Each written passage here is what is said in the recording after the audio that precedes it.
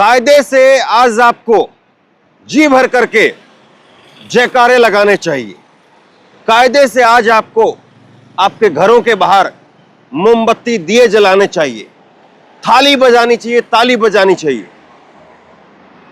आज लोकतंत्र में वो हुआ है जिसकी शायद किसी ने कल्पना नहीं की। एक बहुत मामूली से कलाकार श्याम रंगीला, जिन्होंने हिम्मत दिखाई प्रधानमंत्री नरेंद्र मोदी के खिलाफ उनके सामने वहां पर पर्चा भरने की, लेकिन उनका पर्चा खारिज कर दिया गया।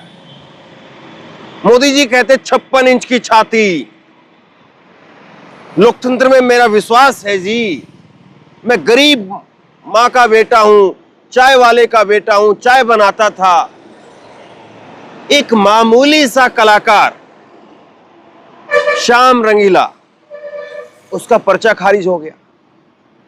मेरी श्याम रंगीला से कोई दोस्ती नहीं है, ना मेरी कभी मुलाकात हुई है, लेकिन मैं जरा इस समझना चाह रहा था, देखना चाह रहा था।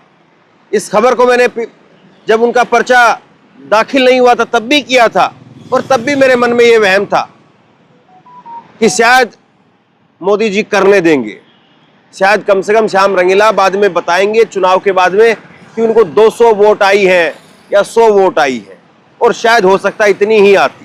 लेकिन देखिए, पर्चा खारिज हो गया।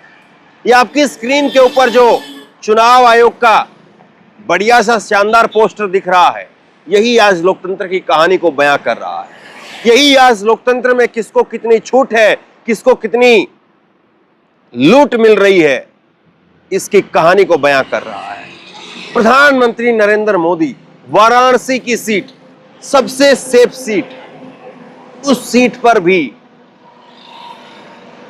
अगर श्याम रंगीला जैसे लोगों का पर्चा खारिज हो जाए तो फिर क्या कहा जाए।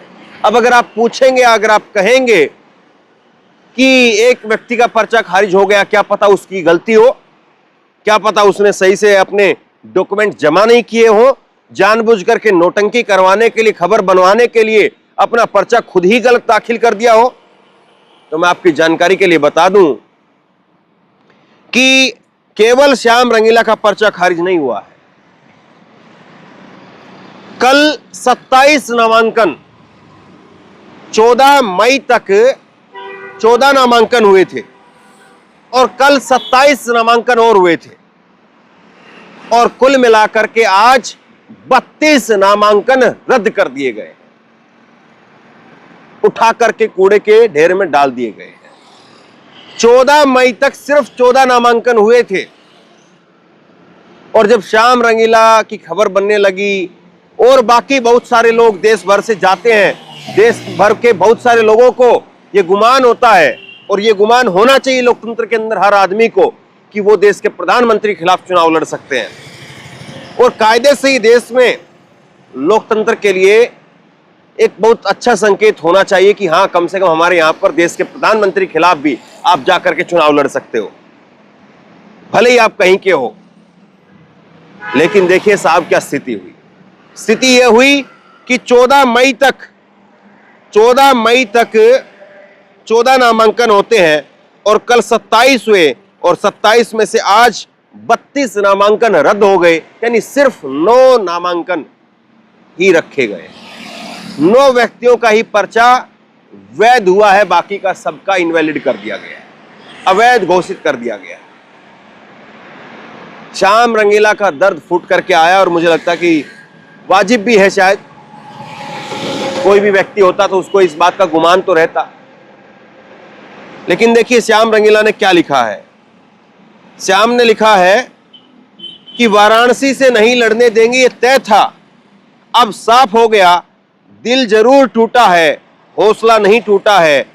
आप सबके सहयोग के लिए शुक्रिया। मीडिया और शुभचिंतकों से निवेदन है, कृपया अभी कॉल न करें, जो सूचना होगी यहां देता रहूंगा। शायद अब थोड़ी देर बातचीत करने की इच्छा नहीं है। अब श्याम रंगीला ने एक वीडियो पोस्ट किया है, 12 मिनट का है, आपको मैं आगे दिखाता हूं। एक और जरा उनका पोस्ट देख लीजिए। श्याम रंगीला ने कहा कि 14 मई तक कुल 14 नामांकन जमा हुए थे। कुछ लोग मुझे उदाहरण देकर के कह रहे थे कि प्रक्रिया सही चल रही है, लेकिन मेरी आवाज उठाने के बाद में आप सबके सहयोग को देखते हुए कल प्रशासन ने एक दिन में 27 नामांकन लिए। और भारी फजीयत होती कि आप तो नामांकन नहीं ले रहे हैं, नामांकन लेकर के खारिज करवा दिए गए। कल 27 नामांकन जमा हुए थे, आज 32 रिजेक्ट हो गए हैं। हंसी आ रही है चुनाव आयोग पर, हंस लूं या रो लूं? क्यों आखिरकार? प्रधानमंत्री जी क्यों? नरेंद्र मोदी जी क्यों? मुझे भी हंसी आ रही है।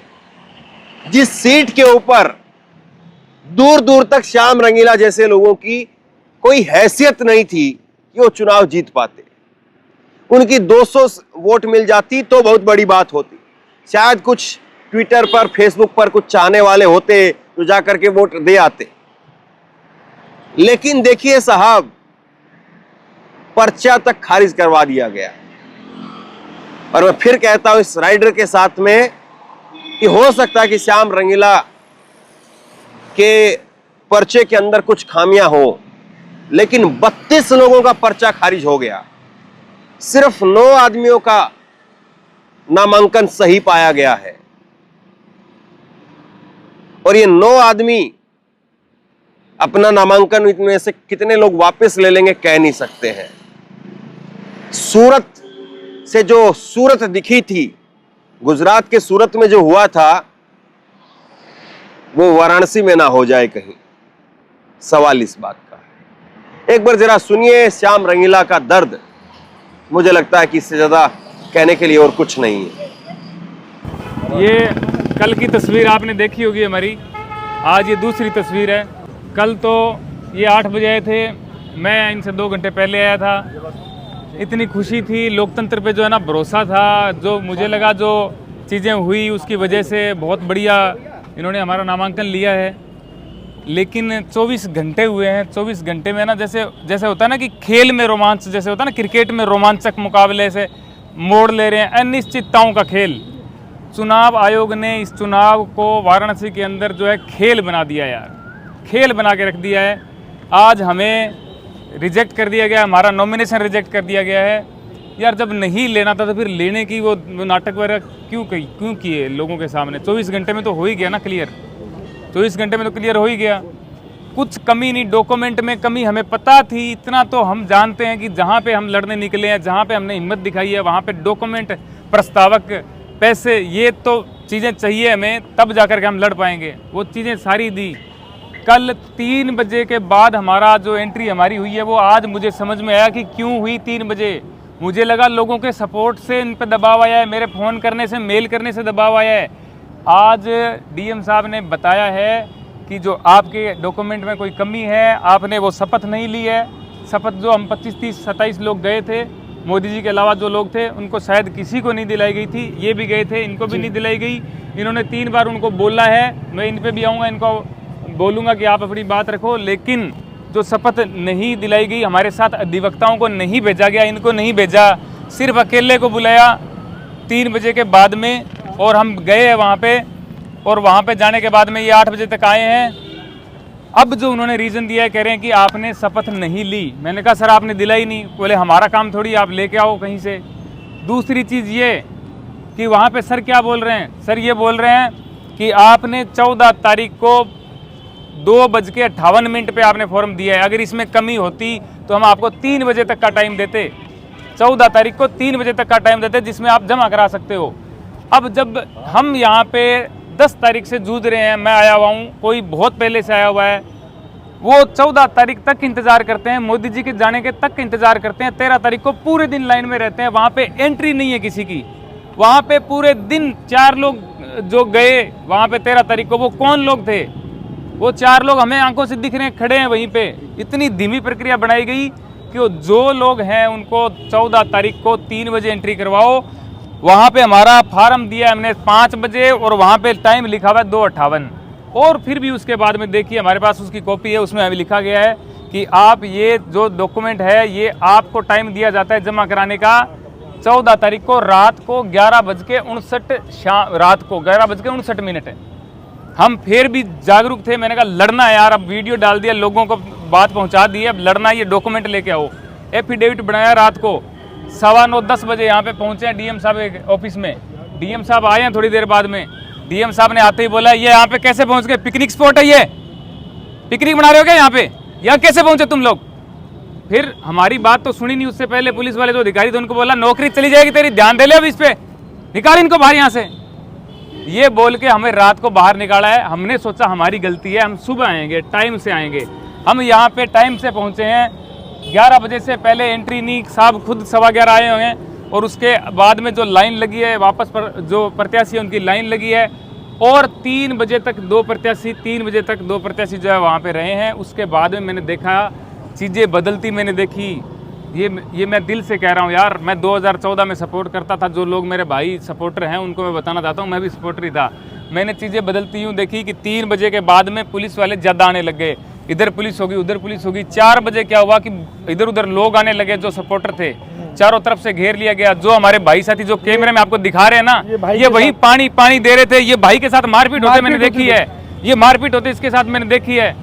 मैंने वहाँ पे मैंने बचाया इनको, मैंने कहा मेरे दोस्तों को कुछ नहीं हो। मैंने उनको बोला क्या भाई क्या हुआ, बोले किसके साथ है, मैंने कहा मेरे साथ है। ये हमें पानी पिलाने के लिए वहाँ पे खड़े हुए थे, इनके साथ मारपीट की, इन भाई के साथ मारपीट की। मैं कह रहा हूँ ये मोदी जी एक्टिंग करते होंगे रोने की, मैं रोना चाहता नहीं हूँ, मेरे को आ रहा है लेकिन मैं रोना चाहता ही नहीं हूँ। ठीक है, मैंने ये चीज़ देखी है, लोकतंत्र की जो हत्या है ना वो आज मैंने देखी है, वो माहौल मैंने बनते देखा है। अब जब हम बाहर निकले, डीएम साहब से बात करिए, मैंने एक ही बात बोली, डीएम साहब बहुत धन्यवाद आपका। और मेरे खिलाफ एक व्यक्ति जो मेरे पास ही खड़ा था पूरे दिन से, उसने आपत्ति जता दी, एक लेटर दे दिया। मैंने कहा सर ये किस चीज़ की आपत्ति है, बोले आपके प्रस्तावक फर्जी है, चलो उस पर हम जाते ही नहीं है। जाते नहीं है क्योंकि फर्जी नहीं है तो जाएंगे कैसे। वो जो भाई साहब है उनसे भी मैंने हाथ मिलाया, मैंने कहा बहुत धन्यवाद। अब जो है बनारस की गलियां हैं इनका भी बहुत धन्यवाद, बनारस के लोगों का बहुत धन्यवाद।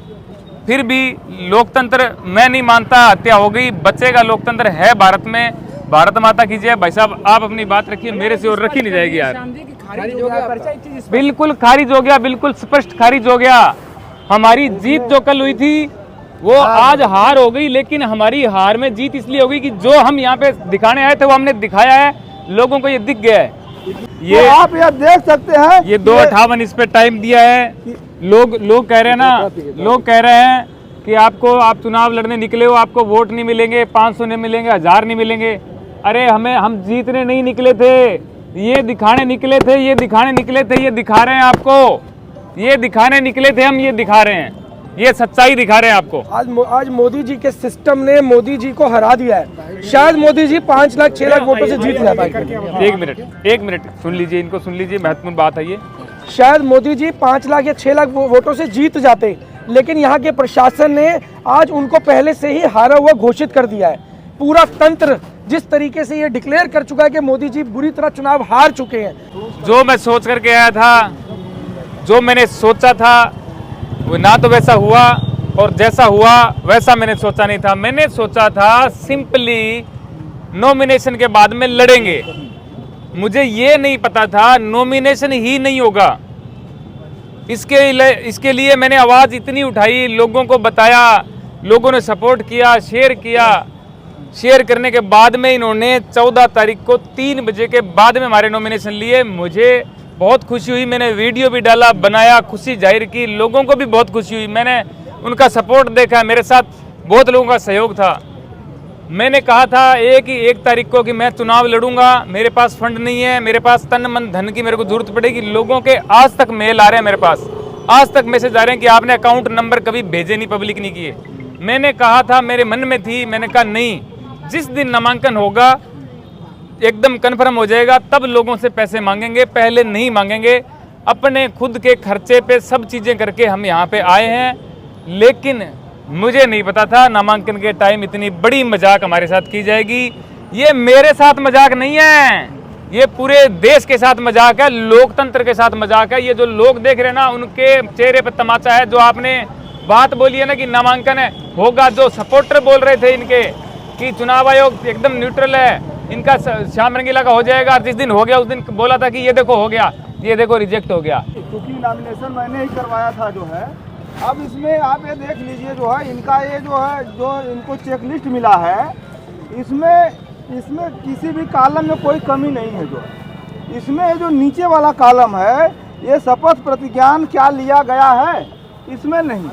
शपथ जो मजिस्ट्रेट के सामने या रिटर्निंग अफसर के सामने जो लिया जाता है, उस शपथ लेने में क्या होता है कि जब कोई व्यक्ति जेल में होता है तो जेल अधीक्षक शपथ दिलवाता है, कोई कहीं पे बाहर है उसका प्रस्तावक या उसका एजेंट आता है, अगर वो नॉमिनेशन करता है तो वो व्यक्ति जहाँ रहता है वहाँ पे जो है शपथ लेता है। लेकिन जो कैंडिडेट खुद नॉमिनेशन कर रहा है तो उसको शपथ दिलवाने का काम जो रिटर्निंग अफसर है या सहायक रिटर्निंग अफसर है उनका है। तो जो लोग 3 बजे के आसपास जो भी लोग गए हैं वहाँ पे अंदर, उसमें से किसी को शपथ नहीं दिलवाया, और जिनका पर्चा सही था इनके अलावा भी सिर्फ और सिर्फ इसी आधार पे कि आपने शपथ नहीं लिया इसलिए आपका पर्चा खारिज किया जाता है। आपको बता दें कि इंडियन कॉन्स्टिट्यूशन के आर्टिकल 84A में और जो रिप्रेजेंटेशन ऑफ पीपुल्स एक्ट है 1951 के इसके सेक्शन 36(2)A में प्रावधान है कि ये ओथ जो है ये रिटर्निंग अफसर या सहायक रिटर्निंग अफसर दिलवाएंगे। ये उनकी ड्यूटी थी। जब हम लोगों ने देखा, जब बाहर अधिवक्ताओं को किसी को अंदर नहीं जाने दिया, कहा कि केवल कैंडिडेट जाएंगे, जब हम बाहर देखे चेक लिस्ट में कि इसमें शपथ का नहीं है, हम तुरंत शपथ का प्रारूप तैयार करके तुरंत हम लोग यहाँ पर अंदर आए। सबसे पहले सहायक रिटर्निंग अफसर हम लोगों से मिले, उन्होंने कहा कि अब नहीं होगा शपथ, अब नहीं होगा, अब आप जाइए कल आइए। हमने कहा कि इसमें 11:59 आप लोग देख सकते हैं, 11:59 PM टाइम दिया हुआ है, 11:59 पर रात्रि में दिया हुआ टाइम। हमने कहा कि आपने टाइम दिया हुआ है, आप हमारा शपथ ले लीजिए, आपके यहाँ ही शपथ होना है, ये आपकी ड्यूटी थी। कहा नहीं लेंगे, DM साहब आ रहे हैं, आप बाहर इंतजार कर लीजिए। हम लोग इंतजार किए, 9:30 बजे के लगभग DM साहब 9:30-10 बजे के लगभग आए। जब हम लोगों को उन्होंने देखा तो कहा कि ये लोग यहाँ कैसे आ गए। इंस्पेक्टर थे, उनको डांटने लगे, तुम्हारी नौकरी चली जाए, ये तुम्हारी ड्यूटी है, तुम क्या कर रहे हो यहाँ पे, कैसे आ गए, इनको जल्दी बाहर करो। तो ये आप देख सकते हैं, एक तरफ तो नॉमिनेशन फार्म लेने के लिए सैकड़ों की तादाद में लाइन लगी रही, नॉमिनेशन फार्म नहीं लेने दिया गया। दूसरे तरफ नॉमिनेशन फार्म जब लोग लेने के लिए कतार में लाइन में थे, एक्ट में प्राविधान है कि आप जो है ऑनलाइन प्रिंट आउट निकाल करके भी नॉमिनेशन फार्म कर सकते हैं। तो नॉमिनेशन फार्म जब प्रत्याशी लेने के लिए गया तो पहली बार ऐसा हुआ कि इन्होंने नॉमिनेशन फार्म के बजाय ट्रेजरी चालान फार्म दिया। कहा कि आप पहले 10 प्रस्तावकों की सूची लाइए, उनका मोबाइल नंबर लाइए और ट्रेजरी चालान जमा करके आइए, तब आपको फार्म दिया जाएगा। ये इतिहास में, भारत के इतिहास में पहली बार ऐसा हुआ है। जब लोग प्रस्तावकों की सूची और मोबाइल नंबर दे दिए तो प्रस्तावकों को घर पर जाकर के धमकाया गया, उनको बैक किया गया, उनको प्रलोभन दिया गया, उनको मुकदमों की धमकी दी गई। प्रस्तावक सब चले गए पीछे, तमाम प्रत्याशियों को प्रस्तावकों को धमकाया गया। दूसरी बात, जब उनका प्रस्तावक का काम पूरा हो गया, फार्म का काम पूरा हो गया, ट्रेजरी चालान का फार्म पूरा हो गया, आप जो है ये समझ लीजिए कि 7 तारीख से लेकर के 14 तारीख तक मात्र 14 नामांकन हुआ।